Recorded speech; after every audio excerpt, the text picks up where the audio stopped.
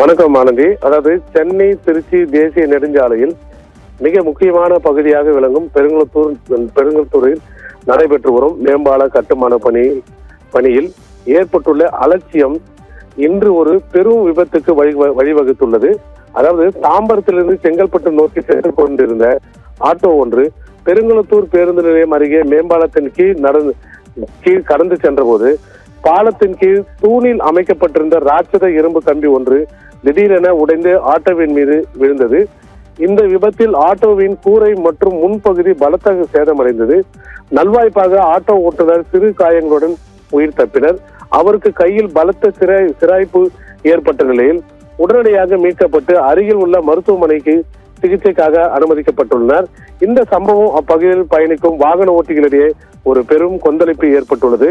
மேம்பால பணிகள் இன்னும் முழுமையாக நிறைவடைந்து பொதுமக்களிடம் ஒப்படைக்காத நிலையில் கட்டுமானத்தின் தரம் எவ்வளவு மோசமாக இருப்பது பொதுமக்களின் பாதுகாப்பு கேள்விக்குறியாக உள்ளது.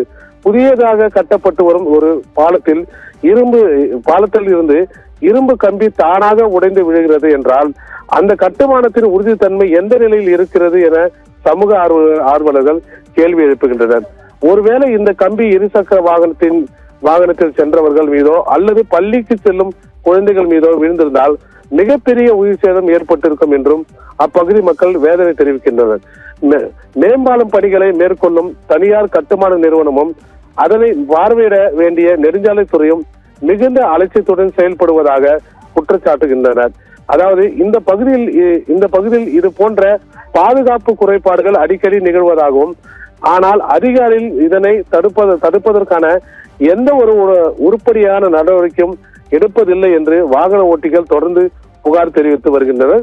கட்டுமான தளங்களில் முறையாக பாதுகாப்பு வளையங்கள் அமைக்கப்படாததும் தூண்களின் உறுதித்தன்மையை அதிகாரிகள் ஆய்வு செய்யாததுமே இத்தகைய விபத்துகளுக்கு முதன்மை காரணமாக கூறப்படுகிறது. உயிரிழப்பு ஏற்படும் முன்பாக அரசு தலையிட்டு தரமற்ற முறையில் பணிகளை மேற்கொள்ளும் நிறுவனம் மீது கடும் நடவடிக்கை எடுக்க வேண்டும் என்று அனைவரின் எதிர்பார்ப்பாக உள்ளது. ஆனந்தி, எப்படியா என்னாச்சுன்னா? நான் வந்துனே இருந்தேன். நான் ஆட்டோவில் காலியாக தான் வந்துருந்தேன்.